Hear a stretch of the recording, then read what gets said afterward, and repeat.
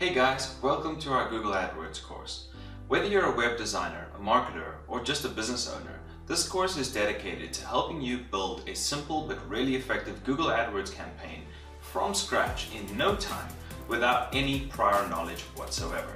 Simply follow the steps in the course ahead and I'll show you how to do everything. Here are some results from existing clients of ours to show the drastic increase in their website traffic once we hooked up a Google AdWords campaign.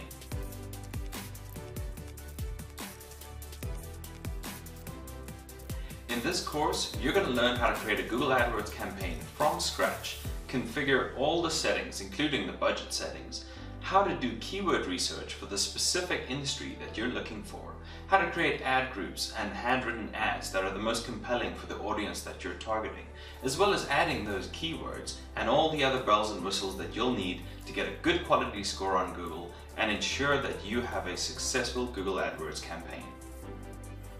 As an added bonus for signing up for this course, we're going to give you our very own personal Google AdWords checklist that you can use every single time you build a Google AdWords campaign from now on. My name is Chris Brain, creator and director of 7th Season Creative.